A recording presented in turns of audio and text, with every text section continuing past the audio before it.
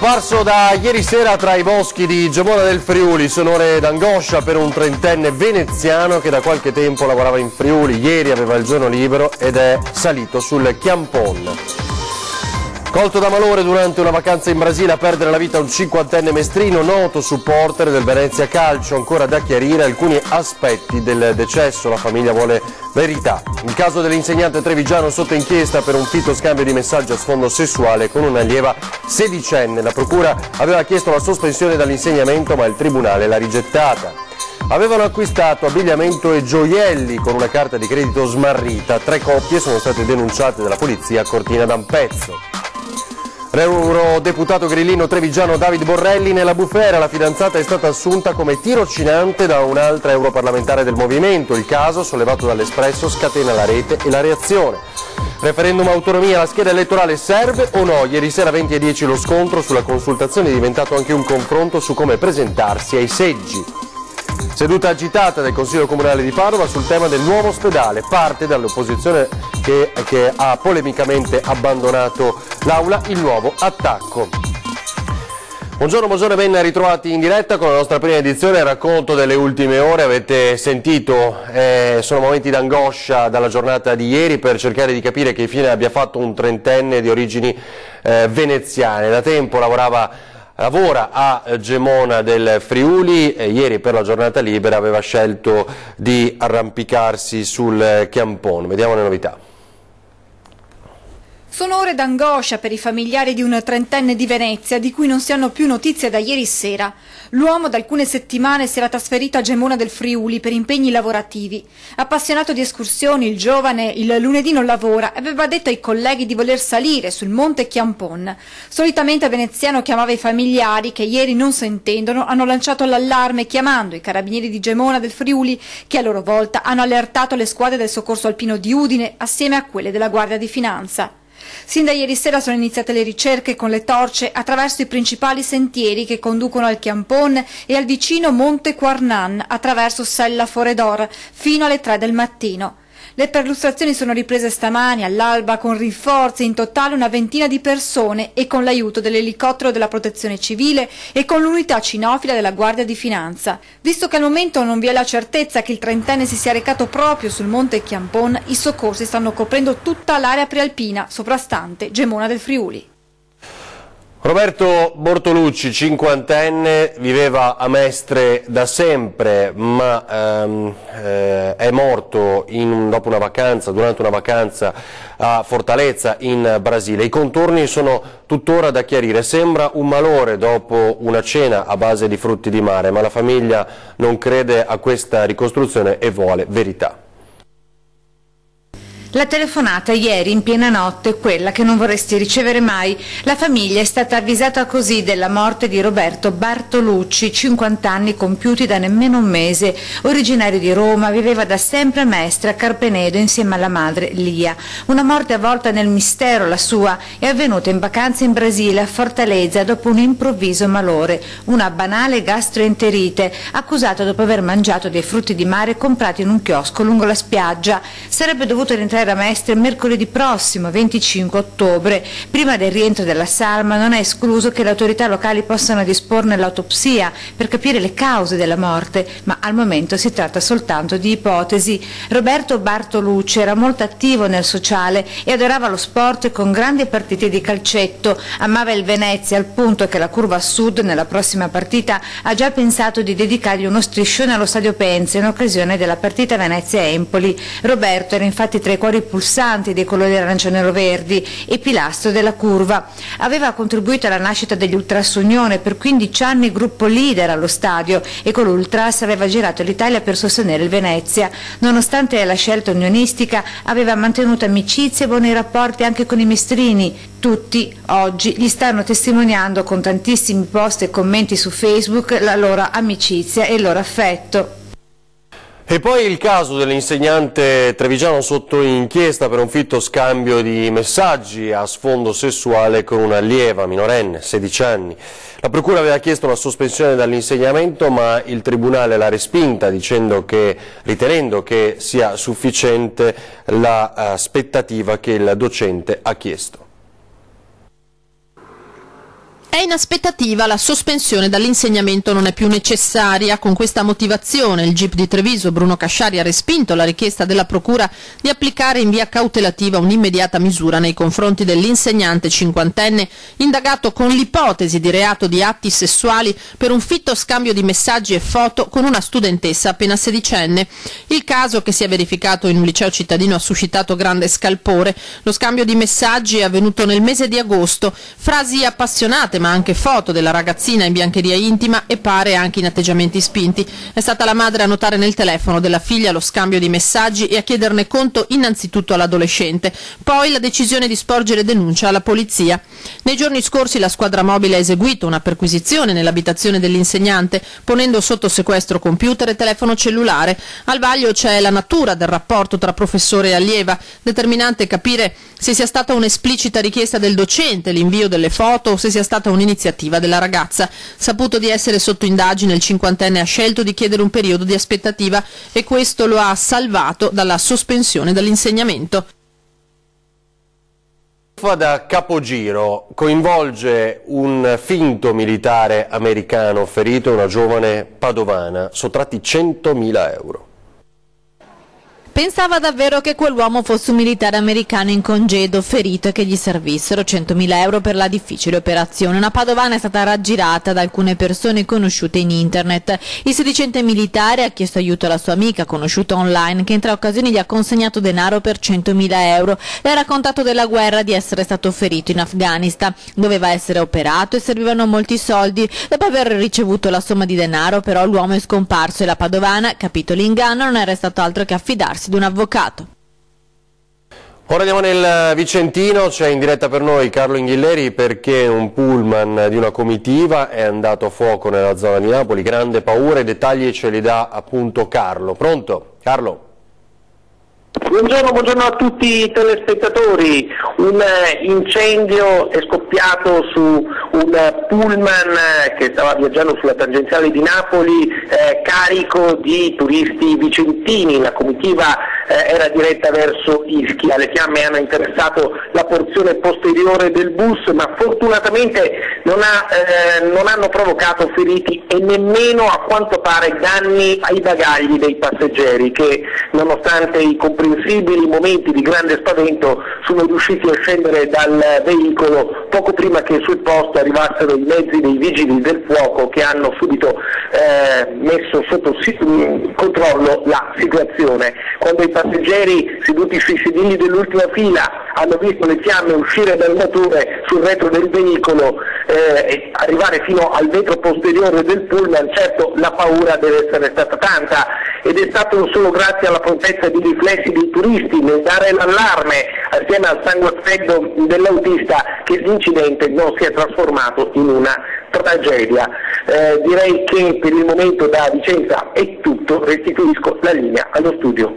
Grazie a Carlo Inghilleri. Ora torniamo nel Padovano, un'altra truffa ai danni di un'anziana a Trebasele che ha visto presentarsi alla porta una donna sconosciuta che si è finta ispettrice del comune.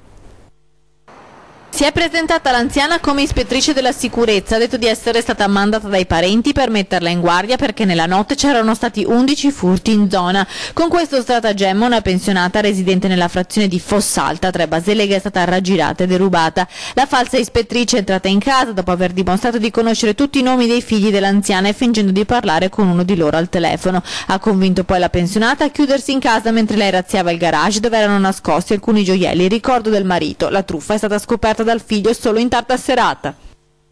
E poi gli acquisti con la carta smarrita, così si definisce appunto, acquisti però nella Perla delle Dolomiti a Cortina d'Ampezzo, e ci sono 3 coppie denunciate dalla polizia. Avevano acquistato gioielli, abbigliamento ed altri oggetti tra Cortina e Belluno, utilizzando per il pagamento una carta SI che risultava essere stata smarrita nel capoluogo dolomitico. 3 coppie sono state denunciate dalla polizia dopo la segnalazione di un gioielliere. Il commerciante di preziosi, infatti, dopo aver venduto una collana da 240 euro ed essere stato pagato con la carta di credito, si era visto segnalare che la stessa era stata denunciata come smarrita a Belluno. I successivi accertamenti della polizia hanno hanno evidenziato che quella stessa carta sì era stata già utilizzata per fare altri acquisti dalle 3 coppie che sono state rintracciate a Cortina. Nelle loro abitazioni gli agenti hanno recuperato anche la merce acquistata e l'hanno restituita ai commercianti.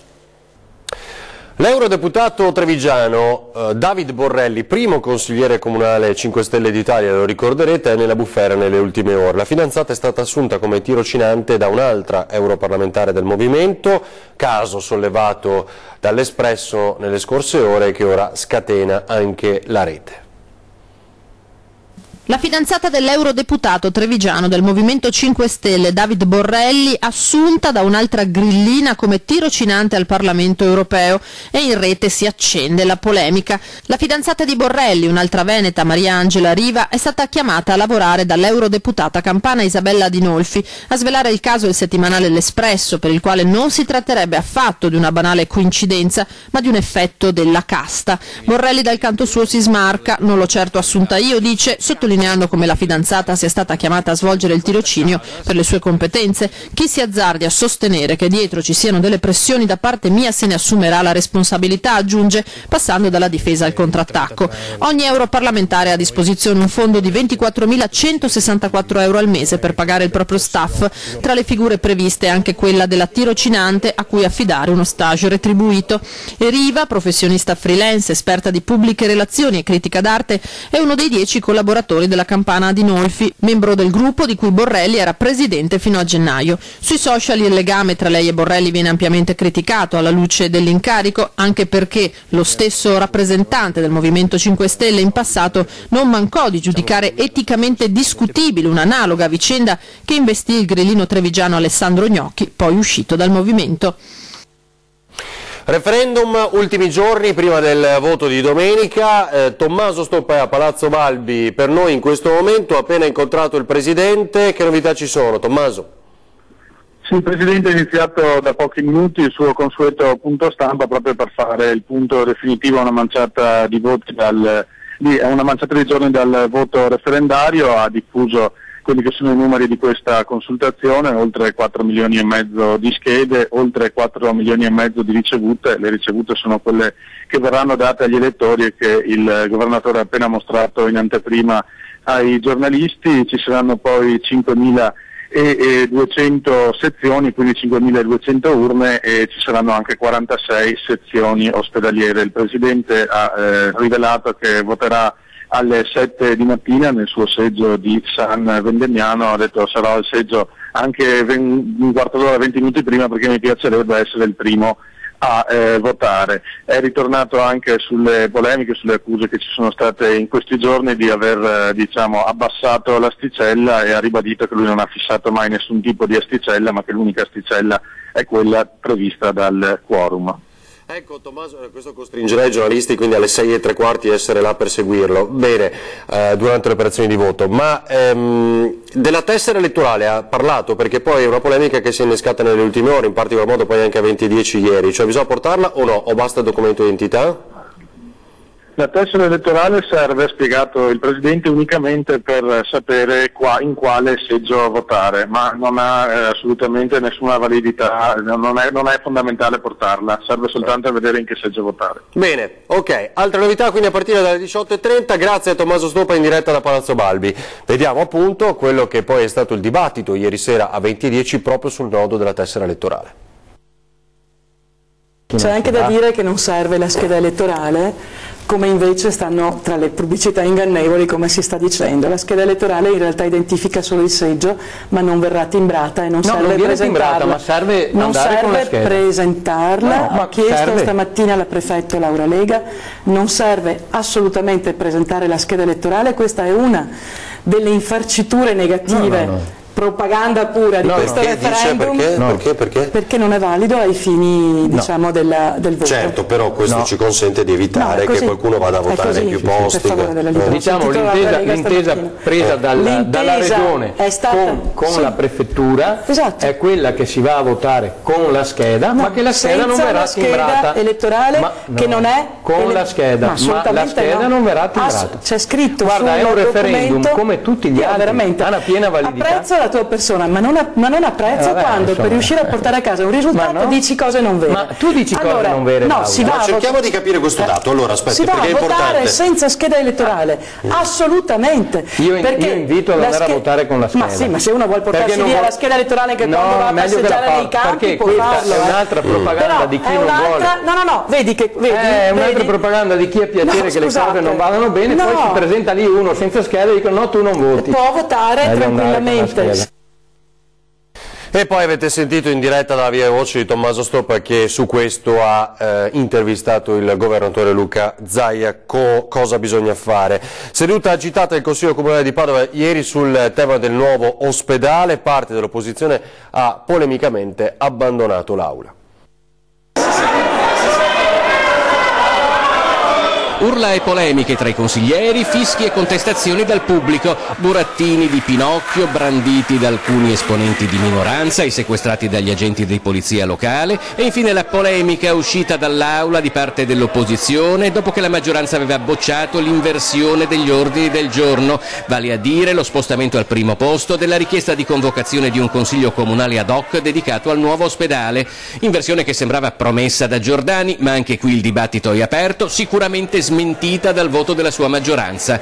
Nonostante gli appelli al dialogo, prosegue il muro contro muro che aveva già vissuto un tumultuoso prologo con l'irruzione dei consiglieri della lista Bitonci ad una conferenza di sindaco e vice sindaco sul progetto di un nuovo ospedale sul sito del Vecchio. Le divisioni percorrono tutto il Consiglio, persino tra le opposizioni. Simone Borile, capogruppo dei 5 Stelle, prima esce dall'aula quando, in quello che ha ironicamente definito il Bitonci Show, arrivano i Pinocchi e poi non si accoda al seguente abbandono della seduta. Tra rinfacci da un lato di promesse non mantenute, dall'altro di atteggiamenti bollati al limite dello squadrismo, rimane comunque una questione aperta, quella dell'ospedale, che la città attende da almeno 20 anni. Vedremo poi ulteriori dettagli che stasera a partire dalle 18:30, ci fermiamo per pochi istanti, vi aspettiamo con altre news.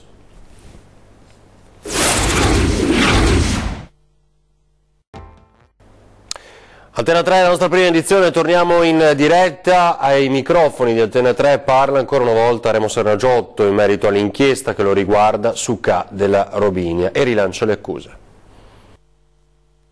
Io vado a testa alta, continuo a fare la mia vita, le mie attività e non smetterò fino alla fine. Da una settimana è di dominio pubblico che anche il suo nome compaia nella lista degli indagati per il caso di Ca della Robinia, la società che ha avuto i contributi per quasi 3,5 milioni di euro dalla Regione per trasformare in struttura per disabili l'ex discoteca Disco Palace di Nervesa, ci ha ricavato una birreria.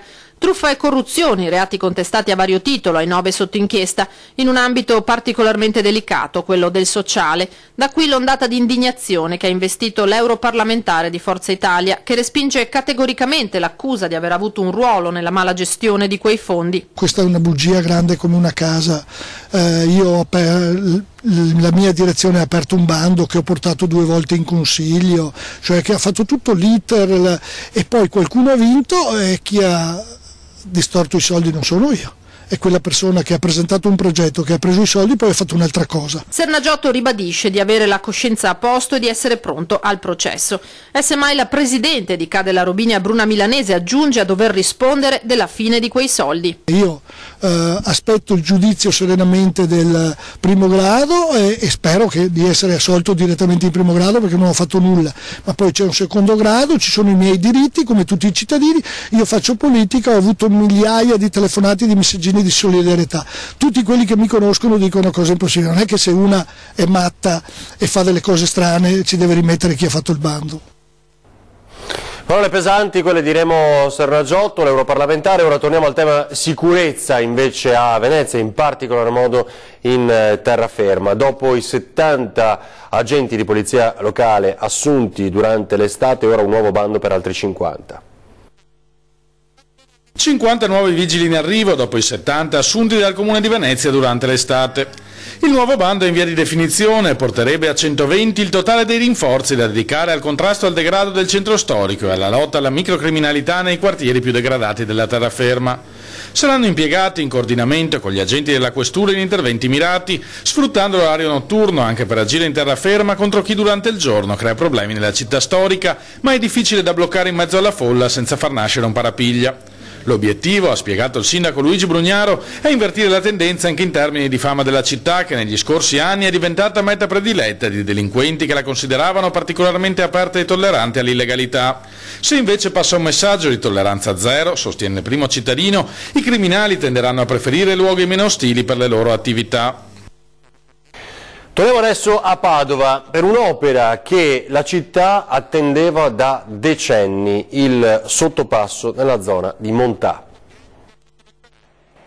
La comunicazione arriva via radio, gli agenti della polizia locale rimuovono gli sbarramenti verso il sottopassaggio di via Bezzecca. Pochi istanti e già un'auto inaugura il nuovo tratto stradale. Sono le ore 13 del 16 ottobre 2017, una data che segna la fine di un'odissea quotidiana per molti automobilisti padovani. Al termine di un'attesa interminabile quanto le code di automobili che si formavano al passaggio a livello di via Montà e che ha attraversato diverse amministrazioni comunali, i lavori del sottopasso di via Bezzecca sono conclusi. Le automobili iniziano a sfrecciare mentre il sindaco Giordani e l'assessore Michalizzi distribuiscono come reliquie frammenti della fascia tricolore appena tagliata nella cerimonia di inaugurazione a residenti che in alcuni casi iniziavano a pensare che la fine dei lavori l'avrebbero vista i propri nipoti.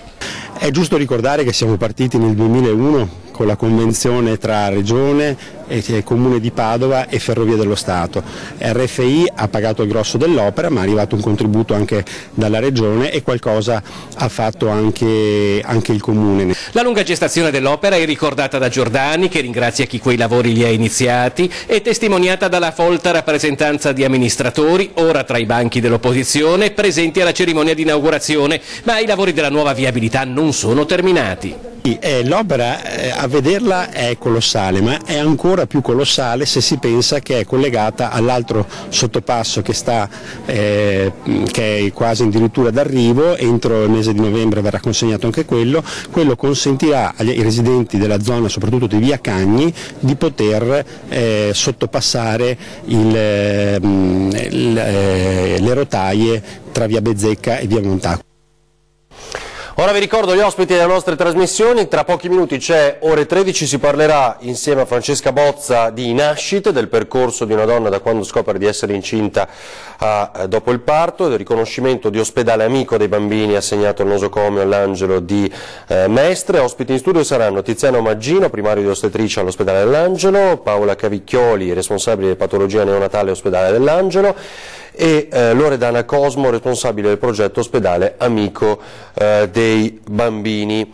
Vi ricordo poi che c'è 20:10 questa sera, ospite sarà Flavio Tosi, ex sindaco di Verona e animatore del movimento Fare, quindi parleremo di tutti i temi di attualità. Ora le previsioni meteo per le prossime ore, ci rivediamo a partire dalle 18:30, buona giornata.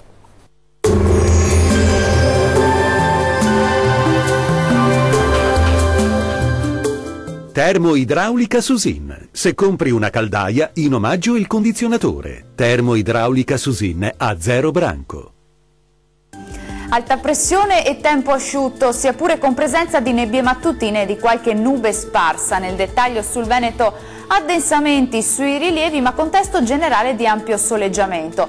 Da segnalare nebbie diffuse sulle aree pianeggianti, specie nelle ore mattutine.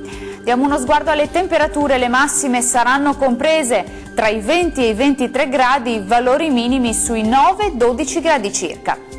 Spostiamoci ora a vedere che tempo farà sul Friuli Venezia Giulia. Continua a prevalere anche qui il bel tempo asciutto e soleggiato, da evidenziare un po' di nubi qua e là e locali nebbie mattutine sulle pianure del Pordenonese. Le temperature massime saranno comprese tra i 20 e i 24 gradi, minime attese sui 10-13 gradi circa. Andiamo ora a vedere che tempo farà sul Trentino Alto Adige. Diffusa e parziale nuvolosità su gran parte della regione, ma in un contesto di tempo asciutto e soleggiato. Meno nubi sui settori alpini. Le temperature massime saranno comprese tra i 25 e i 29 gradi, minime tra i 9 e i 10 gradi circa. Il mare sarà generalmente calmo, i venti deboli e settentrionali. Dal meteo di Antenna 3 per ora è tutto, arrivederci.